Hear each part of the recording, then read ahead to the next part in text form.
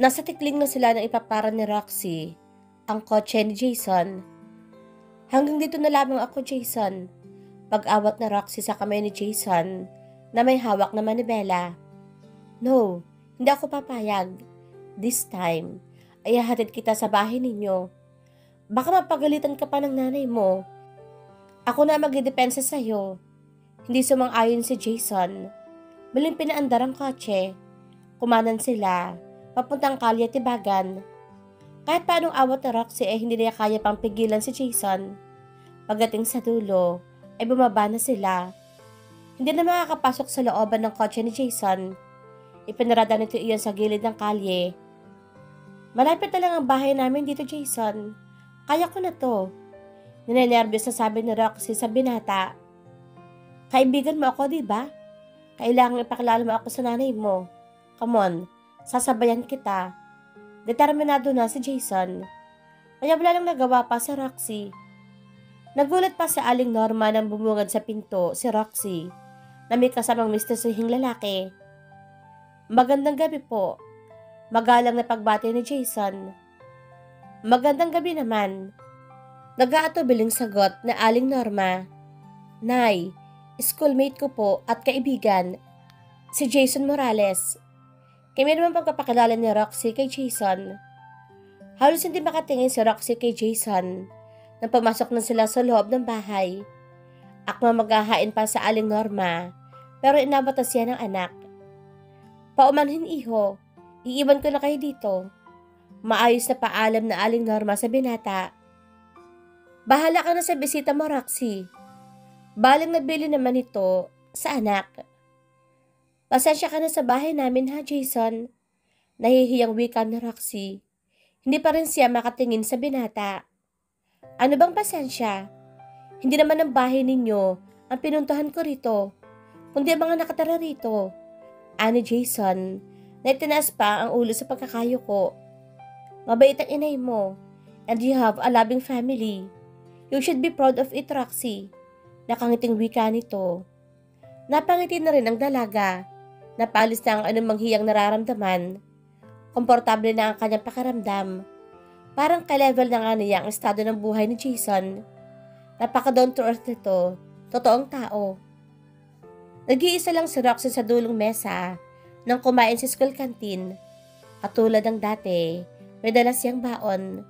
Daing nabango sa kanyang ulam na niluto ng kanyang inay. Hindi niya kasabay noon si Hazel. Wala raw itong ganang kumain.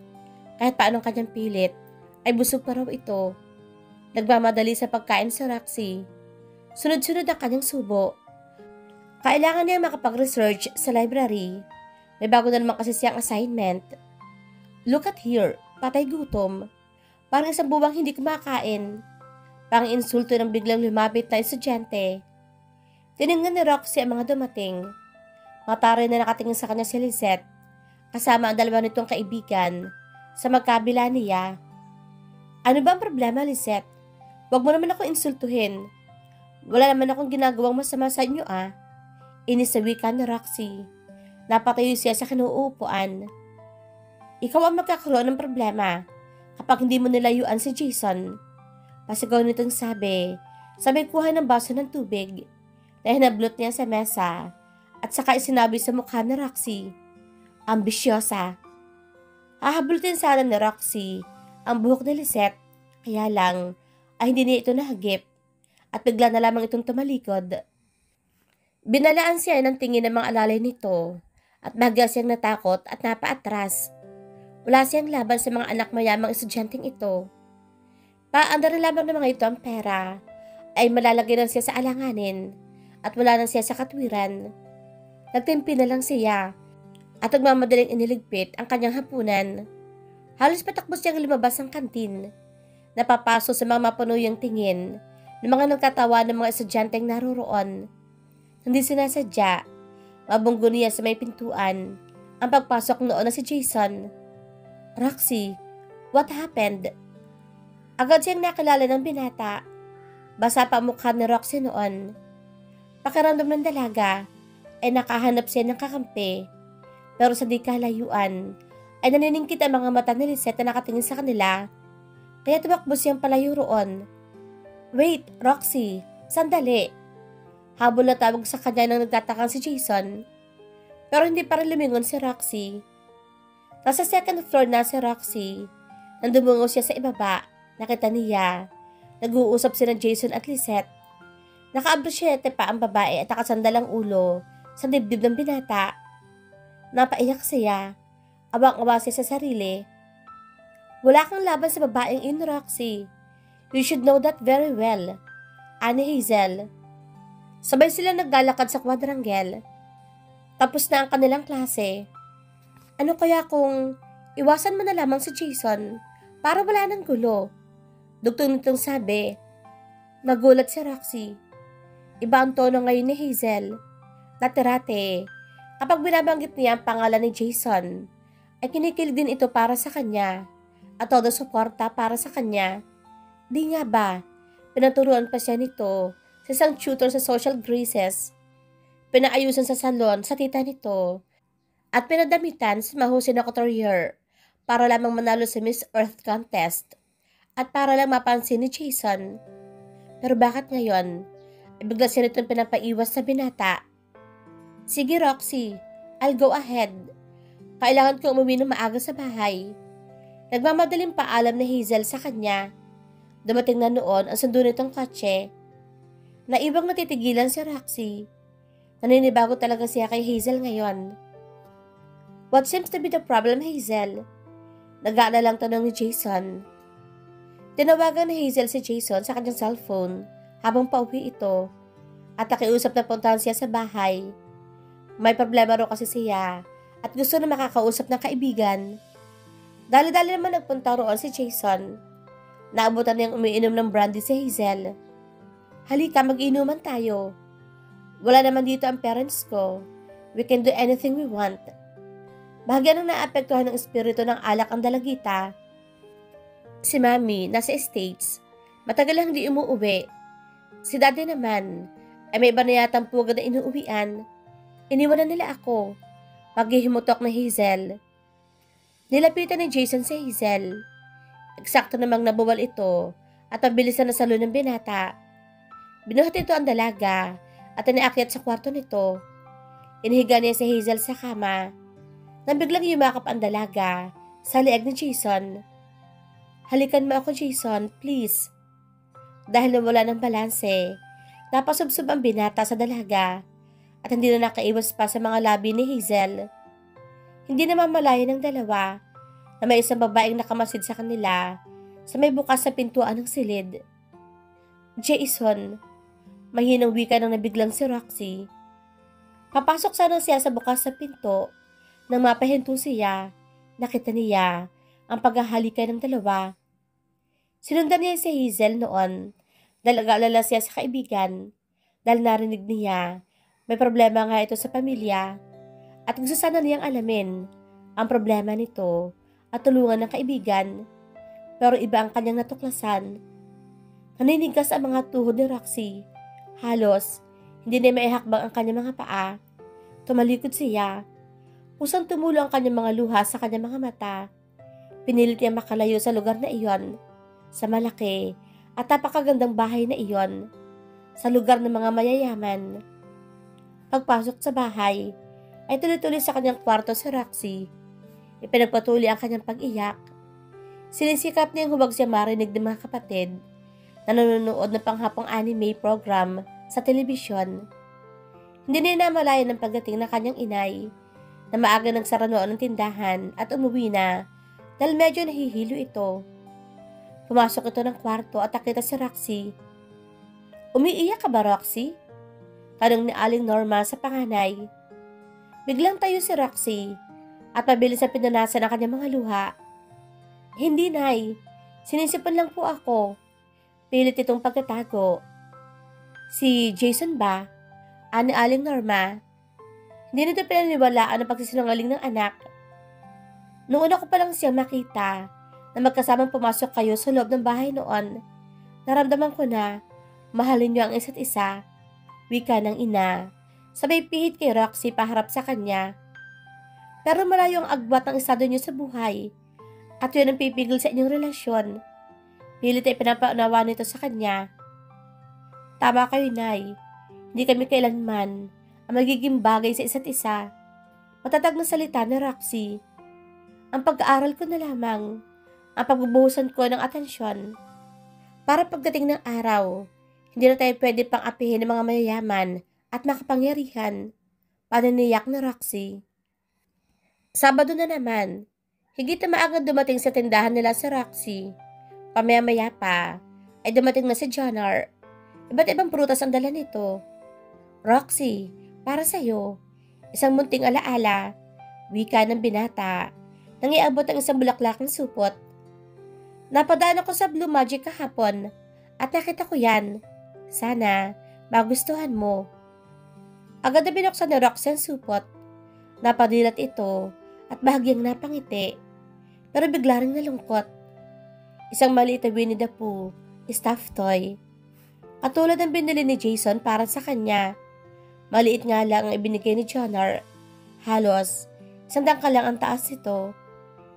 Hindi mo ba nagustuhan? Nag-aalalang tanong ni Jonar sa dalagita. Nagustuhan siyempre. Salamat, Jonar. Hindi nagpahalata si Roxy. Itinago niya sa kanyang mga gamit ang regalo. Pero parang ayaw na niyang makakita ng anumang laruan o anumang bagay na magpapaalaala kay Jason. Maingat ay sinalansan ni Jonar ang mga prutas sa pwesto nila Roxy. Manaka-naka, tinitingnan ni Roxy ang binata. Hanga siya sa kabaitan nito at kasipagan at alam niya, mahal siya nito. Gagawin ng lahat, mapasaya lang siya. Kung pwede nga lang na ikaw nang mahalin ko, Jonar, wika ni Roxy sa sarili. Nang biglay na tulala si Roxy. Si Jason, patungo sa naroroonan niyang pwesto. Di na siya nagkaroon pa ng pagkakataong makapagkubli. Iniiwas na lamang niya ang kanyang tingin sa minamahal na binata. Tumabi siya kay Jonar habang nag-aayos sa mga prutas. Roxy, I wanna talk to you now. Parang nagdidikta, wika sabay hawak sa braso ni Roxy. Sandali lang pare, sino ka ba?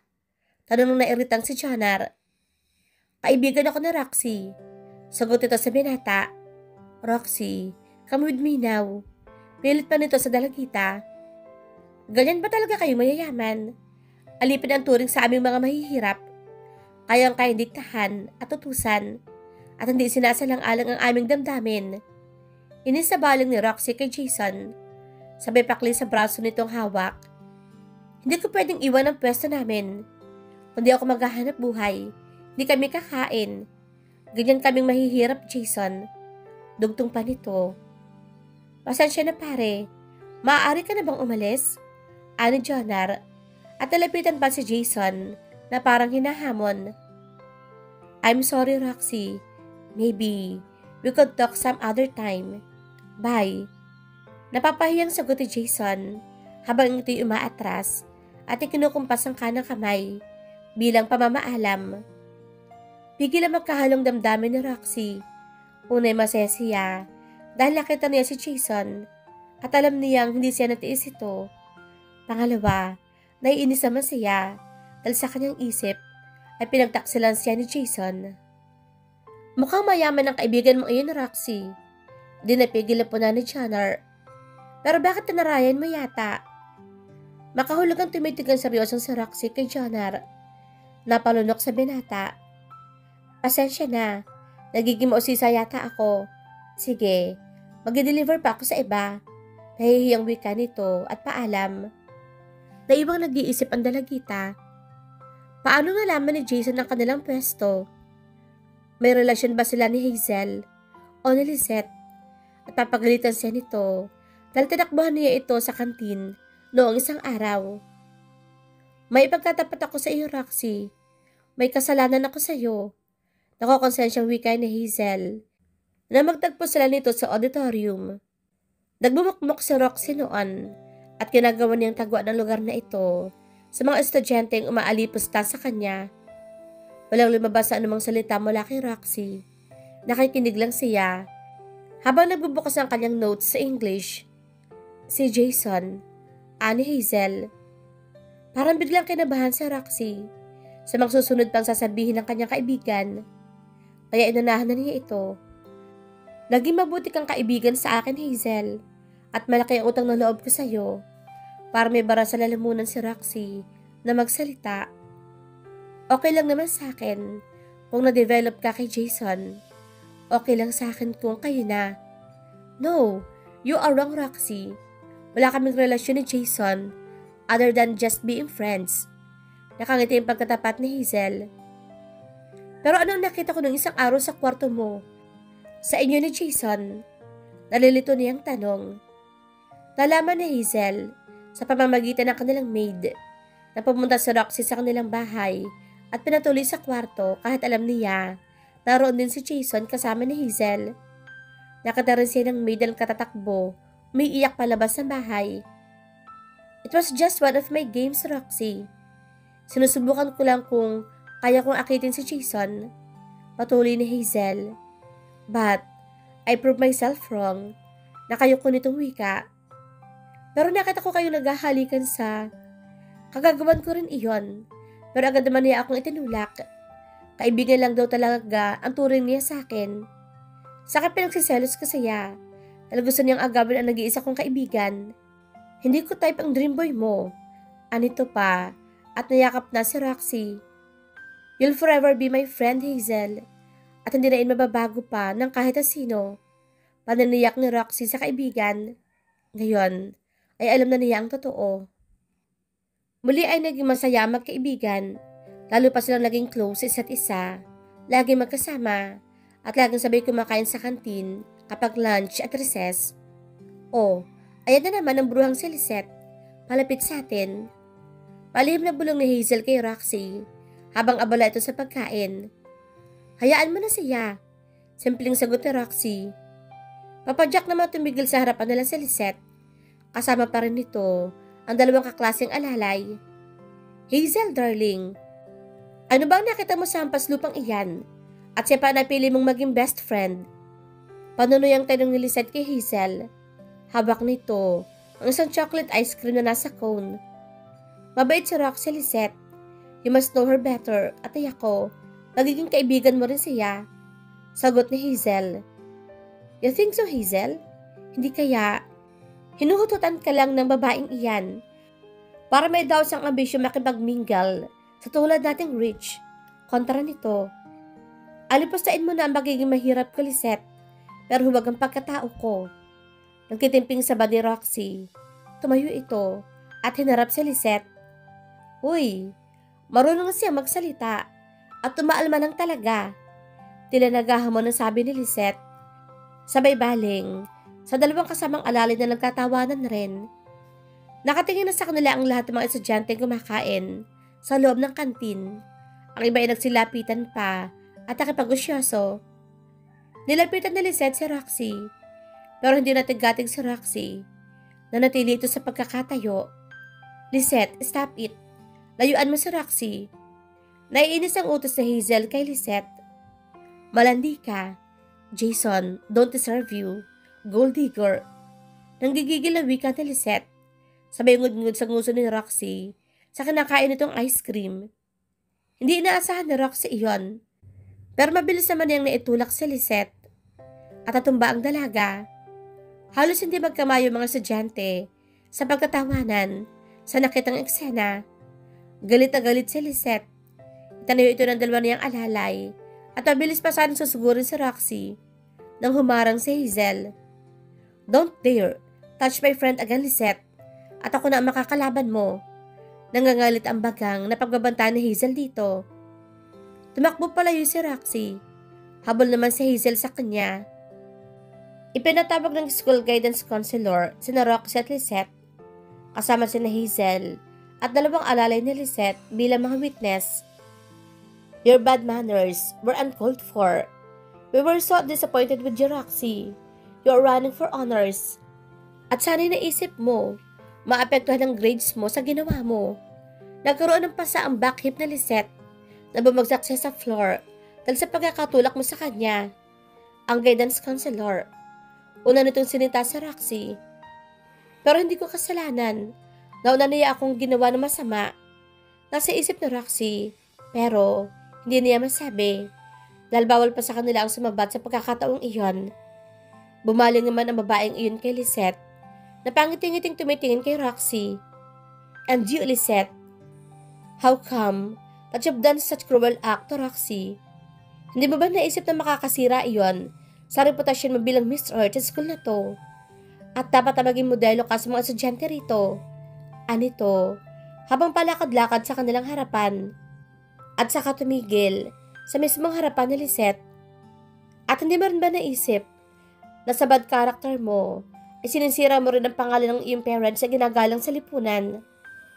Napayuko si Lisette, higit itong napahiya.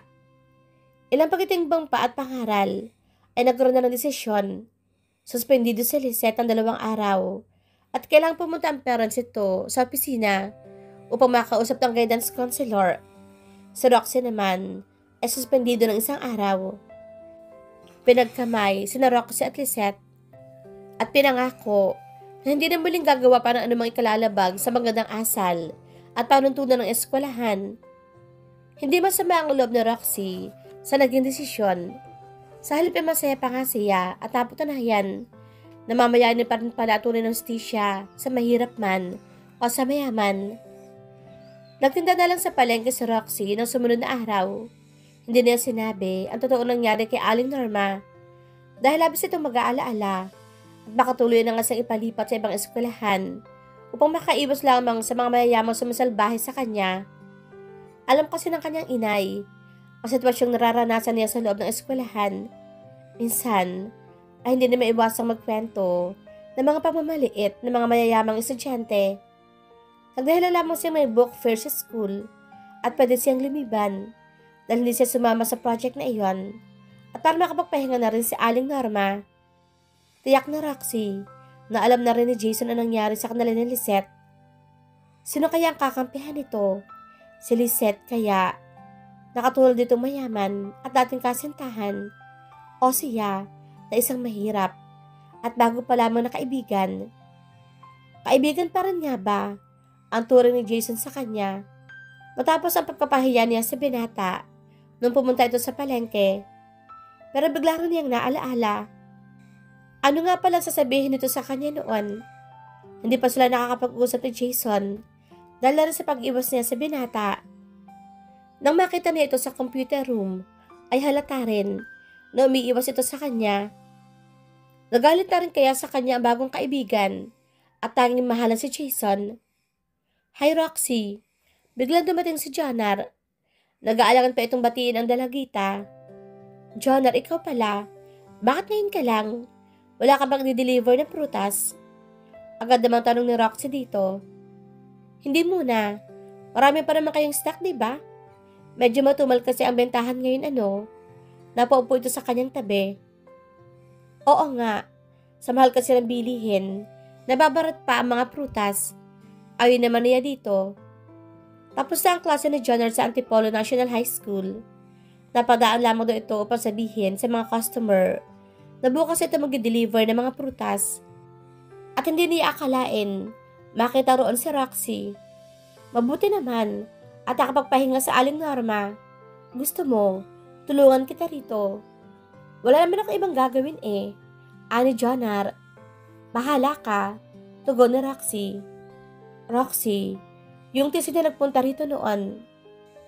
Naliligo ba siya sa'yo? At tumili. Pero interesadong tanong ni Jonar kay Roxy. Tumingin lamang siya dito. Hindi sinagot ang tanong ni Jonar. Nagbenta ito naman sana sa isang mamimili.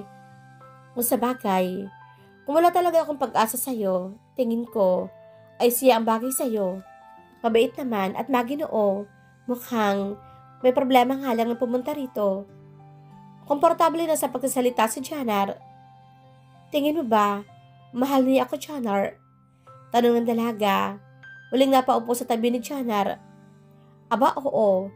Kung hindi ba naman, pupunta ba yun dito sa lugar na parang hindi naman yan napupuntahan? Mukhang mayaman yun Sagot ng binata. Salamat, Jonar. Isa kang tunay na kaibigan. Nakangiting wika ni Roxy habang nakatingin sa malayo. Gusto niya ang narinig niya rito. Naroon pa rin ang pag-asa niya para sa puso na magkakalapit sila ni Jason. Pero paano ang gagawin niya? Wala na siya mukhang ihaharap dito. Matapos yung pagsalita nito na masasakit na salita. Sa kahalata rin, iniiwasan siya ng binata. Roxy, Roxy. Tawag ng isang pamilyar na tinig na hindi niya makita dahil sa kapal ng tao sa unahan. Hapon na kasi iyon at maraming galing sa trabahong mga nanay ang naghahabol ng pamimili sa palengke. Dagsa sila kasabi ng iba pang nagde-deliver ng mga isda mula sa iba't ibang lugar. Hazel, nagkataka si Roxy na makita ang kaibigan sa gitna ng maraming tao. Ano ba? Hindi ka bagay sa lugar na to. Baka marumihan ang mamahalin mong leather shoes, pati ng uniform mo. Salubong niya sa kaibigan. Namiss kita kasi friend. Excited na sabi ni Hazel, sabay yakap sa kaibigan. Nako, ami palengke ako. Nahihiyang wika na Roxy. Bukas naman magkikita tayo, diba? Papasok na ako. Dugtong pa niya, sabay kindat sa kaibigan. Ang sarap pala rito. Kaya pala magandang skin mo, Roxy. Dahil sagana ka sa fruits. Puna ni Hazel. Sabay hawak sa mapupula at malalaking mansanas, oranges at iba pang mga prutas. Oh, ano bang gusto mo? Apple, alam ko. Paborito mo ito. Sa kaperas, diba? Wika niya. Sabay pili ng mga prutas at tinaabot sa kaibigan. Dumukot ang pera sa wallet sa Hazel at ibinigay sa kanya. Libre ko yan sa'yo. Tanggi naman ni Roxy. Sa sunod mong punta, babayaran mo na ang kukunin mo. Biro pa niya. Upo kayo rito, miss. Baka mangawit kayo. Baginong anyaya ni Jonar. Saka ibinigay ang upuan kay Hazel. Napangiti naman si Hazel sa binata. Ipinaklala sila ni Roxy sa isa't isa at madali naman sila nagkapalagayang loob. Prutas, apple, oranges, pongkan kayo riyan, sigaw ni Jonar. Titig na titig si Hazel sa binata at saka ito ginaya. Bili na pa kayo ng prutas. Prutas. Masarap po ang prutas dito. Medyo may pagkaslang papagbigkas ni Hazel ng mga salita. Halatang di sanay managalog. Nagkatawanan silang tatlo. Marami ang lumapit ng mga mamimili sa pwesto ni Roxy. Sunod-sunod. Yun at ang pinakamalakas sa benta nila. Wala nagtitinda sila roon. Ang swerte talaga ng friend ko. Ang dami kong benta. Tuwang-tuwang sabi ni Roxy. Oh, parang nabayaran ko na rin yata ang mga prutas na ibigay mo sa akin. Biro ni Hazel. Bakit? Ako ba hindi kasali sa swerte mo, Roxy? Sabad naman ni Jonar. Ba, syempre, kasama ka rin. Parang ang magandang partnership rin yun ng kaibigan kong to eh. May panunuksong wika ni Roxy. Ilang sandali pa, ay nauna na magpaalam si Jonar. Mabait yung kaibigan mong iyon, Roxy. At simpate ko rin. Puna ni Hazel. Habang tanong papalayo ng binata. Uy, may naamoy yata ako maganda sa mga salita mo ah. Panunod yun ni Roxy sa kaibigan. Sandali nga pala. Nakalimutan ko na tuloy ang sasabihin ko. Kaya nagpunta ako rito sa inyo. Biglang parang may naalaala si Hazel. Naging seryoso ito. At nayaya si Roxy umupo sila sa bangko. Kinabahan si Roxy. May, ipinagtapat sa akin si Jason. Namumroblema kasi siya tungkol sa'yo. Nagpunta pala siya rito ng isang araw. At may nakita rin siyang isang binatang nagtatanggol sa'yo. Kwento ni Hazel. Si Jonar ba iyon, Roxy? Bahagyan tumango si Roxy, pero hindi pa rin ito maunawaan ng lubos. Hinala niya, baka raw, may relasyon kayo ng binatang iyon, kaya umiiwas siya sa'yo. Dugtong ni Hazel. Dating naliligo sa akin si Jonar, pero tinapat ko na siya, at talagang magkaibigan lang kami. Sadyang mabait lang ang taong iyon, paliwanag niya. Nahihiya nga ako kay Jason. Iniisip kong galit siya sa akin kasi tinarayan ko siya noon. And one more thing, Roxy. May pinagtapat sa akin si Jason. Lalong lumapit si Hazel sa kaibigan. Ikaw daw ang babaeng mahal niya. Excited itong wika. Akala ni Hazel ay matutuwang kaibigan. Pero nalungkot lang si Roxy. Baka akala lang niya iyon, Hazel. Hindi niya ako maaaring mahalin dahil magkaiba ang aming mundong ginagalawan at pinag-aralan ko nang tanggapin iyon. Tumulo ang mga luha na Roxy at nayakap siya ni Hazel. Sadyang ganito ba ang pag-ibig? Kalakip ang luha at sakit. Parang bombang sumabog sa pandinig ni Roxy ang dalang balita ni Hazel. Sabado iyon. At sa fruit stand nila ang kaibigan, biglang napasugod ang kaibigan. Ngayon daw 4 o'clock ang flight ni Jason, papuntang San Francisco. Doon na raw siya pag-aaralin ng kanyang daddy. Pagkatapat ni Hazel, ayaw na nga niyang ipasabi sa'yo. Tinawagan daw ni Jason si Hazel sa cellphone, 1 oras, bago ang flight ng binata at nagpapaalam. Ipinagbilin ka pa nga niya sa akin, Roxy. Patuloy ni Hazel. At sabi pa niya, mahal ka raw niya.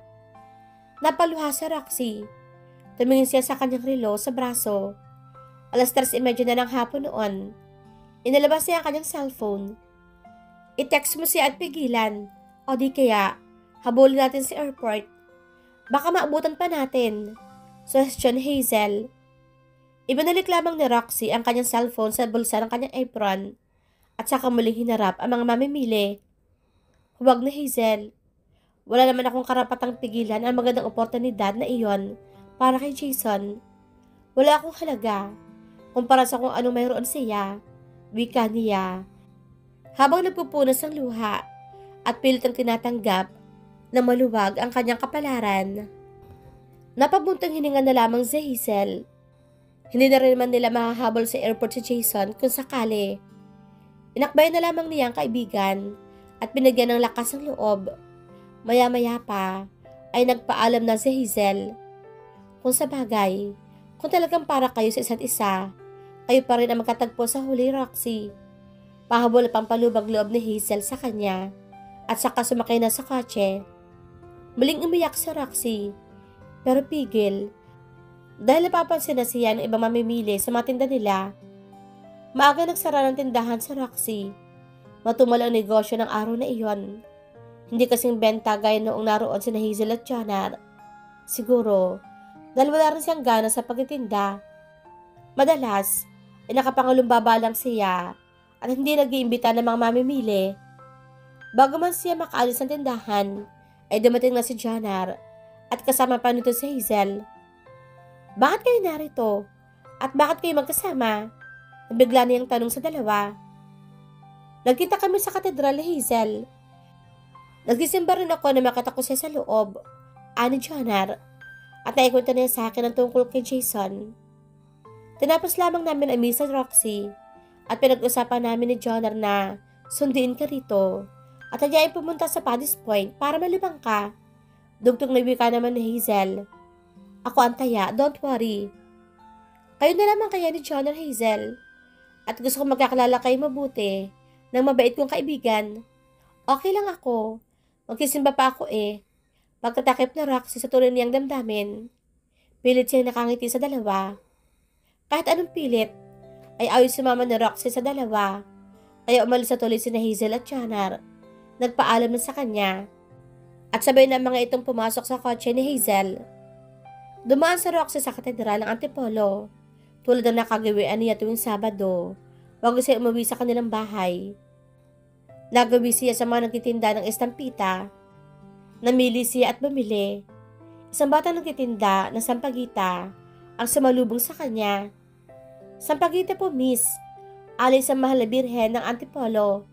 Alok ng batang babae sa kanya. Dumukot ang pera sa bulsa ng maong ni si Roxy at bumili ng sampagita. Mga kalahating oras, bago pa magsimula ang susunod na misa, hawak ang sampagita. Umupo muna sa labas ng simbahan sa Roxy. Pinagmasdan ng buong paligid ng patio. Napakalaki na ng pagbabago ng lugar na iyon ng katedral. Napakaganda na at napakalinis. Ilang minuto pa, ay pumasok na siya sa loob ng simbahan. Nag-aayos pa lamang ang mga mother butler sa altar. Umakyat siya sa hagdanan at pumunta sa mahal na birhen ng kapayapaan at ang buting paglalakbay. Ang patron ng taga-Antipolo. Humalik siya sa holy mantle at tinaali ang sampagitang hawak. Pagkaraan ng ilang minutong pag-aali ng dasal, bumaba na si Roxy at umupo sa likurang upuan ng simbahan. At nagsimula na ang panghuling misa. Sa labas ay bumagsak ang malakas sa ulan. Napatingin sa likuran si Roxy. Tinignan ang buhos ng ulan. Hindi na naman siya nakapagdala ng payong. Natapos na ang misa at naglabasan na ang mga tao. Lumabas na rin si Roxy. Nakita at narinig niya ang pagdaan ng isang eroplano sa himpapawid. Bigla niyang naalaala si Jason. Si Jason. Wala nang si Jason. Parang wala sa sarili naglakad si Roxy. Hindi niya alintana ang malakas sa buhos ng ulan. Parang naliligayahan pa nga siya sa pagbasa ng ulan sa kanya. Dahil papaalaala ito, nauna nilang pagkakalapit ni Jason. Bakit ka ba nagpapakabasa? Tanong ng isang binatang biglang sumalubong sa kanya at isinukob siya sa dala nitong payong. Kahit madilim, ikaagad nakilala ni Roxy ang lalaki. Jason, ako nga. Ayaw mo kasing sumama kina Hazel at Johnner sa Paris, kaya pinuntahan na lamang kita rito. Natatawang wika ng binata. Pero bakit ka narito? Ang ibig kong sabihin, akala ko'y umalis ka papuntang Amerika. Hindi makapaniwala ang tanong ni Roxy. Basa na ang mukha at humalo na ang mga luha nito sa patak ng ulan. Akala ko, iniwan mo na ako, Jason. Hindi ko gagawin in, Roxy. Hindi ko kayang mawalay sa'yo. Because I love you so much, and I will love you forever. Buong pagmamahal na wika ni Jason. Mahal na mahal din kita, Jason. Mula pa noon, ngayon, at higit kailanman. Lumuluhang ang wika ni Roxy. Nagyakap ang dalawa. Hindi na malayang bumagsak na ang hawak na payong at ilipad na ng malakas sa hangin. Sumabay ang kanilang mga luha sa lakas ng ulan. Kapwa na sa labas ang basa, pero hindi nila alintana iyon. Dahil sa ibang mas mahalagang bagay na nakatuon, ang kanilang mga isip at damdamin. Sabay sila naglakad na para mga bata magkahawak kamay. Naghubad na sila ng mga sapatos at nagyapak. Naglakad sa malawak na plaza. Pero hindi tayo bagay, Jason. Tiyak ang tututol sa akin ng mga magulang mo. Mayaman ka, mahirap ako. Tiyak ang tutol ang parents mo sa ating relasyon. Sabing pasigaw ni Roxy. Walang makakahadlang sa nararamdaman ko para sa iyo, Roxy. Kahit ang parents ko pa. Pagtiyak ni Jason. Inakbay na ni Jason sa Roxy at sabay na sila nagpunta sa kotse ng binata na nakaparada sa harap ng Candle Corner. Basang-basa sila ang pumasok sa kotse. Kinuha ni Roxy sa kanyang bag ang maliit na towel. Nabigay sa kanya noon ni Jason. Nang una niyang sumakay sa kotse. Mula noon, ay lagi niya itong dala. Agad na pinunasan ang mukha at braso ng binata. Dahil sa akin, pati ikaw ay nabasa. Baka magkasakit ka niyan. Nag-aalalang wika ni Roxy. Wala ka bang extrang shirt dito sa kotse mo? Tanong niya. Naghahanap ang mga mata. Hinawakan ni Jason ang kamay ni Roxy na may hawak na tuwalya. Buong pagmamahal na tinitigan ang dalaga. Nakahakab ang suot na t-shirt ni Roxy sa kanyang katawan. Lalong kapuna-punaan ang mamurok nitong dibdib na malaki kaysa karaniwang teenager na kasing gulang niya. Dalagang-dalaga na ang forma ng kanyang katawan. Paso yung hinagka ni Jason sa labi ang dalaga. Tatanggi pa sana si Roxy, pero ang malamig na aircon ay hindi nagpahupa ng init ang nararamdaman ng dalawa. Gumanti na rin siya dito, buong pagmamahal, buong sinseridad. Pero hindi pinahintulutan ni Roxy na tuluyan silang madarang. Inalis niya ang pagkakayakap ng binata sa kanya. Jason, kailangan ka nang umuwi, please. Pakiusap ang dalaga at amayin siya ng upo. Mayroon akong 2 t-shirts, unisex ito. Kinuha mga iyon ni Jason sa likurang upuan. Itong medyo maluwang ang sakin at ito namang medyo fitting ang isuot mo. Ni Jason, sabay abot kay Roxy. Mabilis na naghubad ang polo si Jason. Tumambad ang matipunong katawan nito. Nakikita ang pruweba ng pagkatan dito sa gym. Biglang lumilis ang tingin sa Roxy. Nahihiya sa ginagawa ng binata. Pasensya ka na, Roxy. Sige, lalabas ako ng kotse. Magpalit ka na ng t-shirt. Hindi ako maninilip. Promise. Saka ito yumuko. Bago tulang sinara ang pintuan at lumabas. Pilyo ang hiti. Natawa na rin si Roxy. Tumingin na rin siya sa labas ng kotse. Madilim at walang tao. Wala makakakita sa kanya kapag nagpalit ng damit na bigay ni Jason. Nakasandal ng patalikod sa kotse ang binata. Mabilis lang nakapagpalit si Roxy, kaya hindi na niya naabutan ang pilyong ngiti ni Jason nang biglang bumungad sa pintuan. Uy, itinatago pa sa akin. Makikita ko rin naman iyan. Magkasal na tayo, di ba? Natatawang sabi ng binata at pinaandar na ang kotse. Posible nga ba, Jason? Ang alin? Ang magtagpo ang langit at lupa. Posible kaya tayo magkatuluyan? May bahid pag-aalinlangan parang wika ni Roxy sa nagmamanehong binata. Para wala ng alinlangan dyan sa puso mo. Magkatapat na tayo sa nanay mo at ipapakilala na kita kay na mami at daddy sa lalong madaling panahon. Ani Jason, nagkasundo na kami ng parents ko at alam na rin nila ang tungkol sa'yo at wala silang tutol. Tapos na lamang daw natin ang pag-aaral, patuloy pa nito. Nakahinga na maluwag sa Roxy, lumapit sa binata at isinandal ang ulo sa balikat nito. Sa buo niyang buhay, ay ngayon lamang siya nakaranas ng katiwasayan ng isip. Kung sakali man, ay nakanda siyang suungin ang anumang pagsubok na darating sa kanila ni Jason. Ang mahalaga, natagpuan nila ang isa't isa. At dahil dalawa sila sa iisang pangarap, magiging madali ang lahat para sa kanila. Hindi na ipapahiya si Jason sa mga magulang nito. Sisikapin niya magiging karapat-dapat sa lalaking matayog ang kanilalagyan, pero nagsikap na magpakababa upang abutin lang siya. At saksi nila ang mahal na birhen na nasa istampitang bigay niya kay Jason na idinikita binata sa harap ng manibela nito. Bugso ng kaligayahan, hinalikan ni Roxy sa pisngi si Jason. Itinabi ng binata sa gilid ng daan ng kotse at pinatay ang makina. Bumaling ito kay Roxy at higit na marudub na ganting halik ang ginawa dito sa mga labi ng dalaga. Punong-puno ng pag-ibig, tila walang katapusan, forever. Dito na po nagtatapos ang kwento ni Jason at Roxy. Sana po ay naibigan ninyo ang kanilang kwento ng pag-ibig. Samahan niyo po muli ako sa panibagong kwento na ibabahagi ko sa inyo. Marami pong salamat. God bless everyone.